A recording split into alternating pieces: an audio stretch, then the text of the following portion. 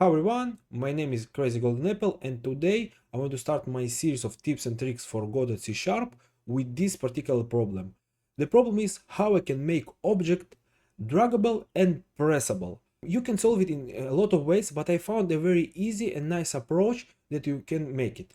Now we look first on how I implemented it. I have 4 objects and a drag and drop handler. I will talk about it, but for now we look on the object how it looked from inside. How the InteractableComponent work? It's a panel container, a control node that we will work. Now, how I implemented it? I have some custom events. I'm using the event action approach and not the regular delegate with the signal attribute like Godot intended, because I don't like, and I think this approach is better for C#. And more straightforward. What I do, very easy, in the ready function I get the parent to make it possible to drag the root and not the component itself. I adding it to a group of interactable components to make it possible to use by manager in the future. Then I gave the GUI input. All the GUI input does, it check if it was pressed a left button. If it was pressed, I invoke the on press on drag started. If it was pressed before, I invoke the on release and on drag. These functions in only to invoke the function, and if I want in the future to add some another functionality, I need to play some animation before the invoke of the press. Now we will see how it works. We have another drag and drop handler. What the drag and drop handler make it very easy. The drag and drop handler is getting all the components, all the interactable components. It subscribes to the events in the C# way. This is the way I like to do it. And then in the process is check if some object is dragged. If the object is dragged, I change its position by the mouse position plus the drag offset. The can drop data, this function is override because I want it to be possible to drop in any place on the canvas, and then because it's a custom events, I must to unsubscribe.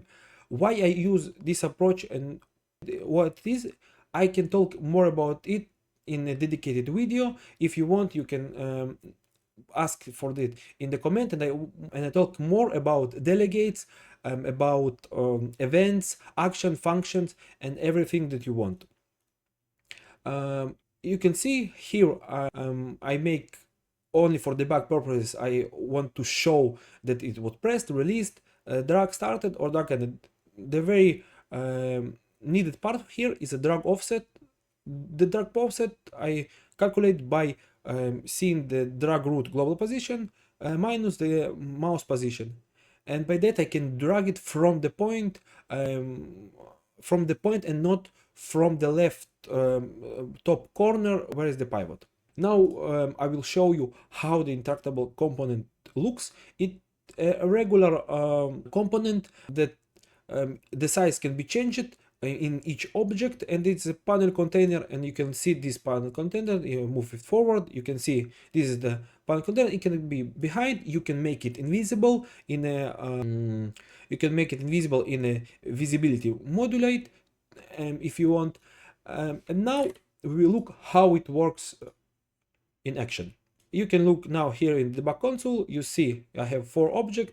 When I press the object, you see object 2 is pressed and drag started, and when I put it in the release, it released and drag ended. I can do it with every object. It's a very nice solution. It's very scalable. You can make it for any type of nodes.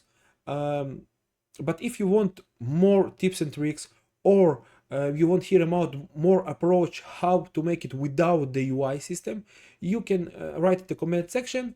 Thank you for watching, subscribe, like this video, and see you in the next video.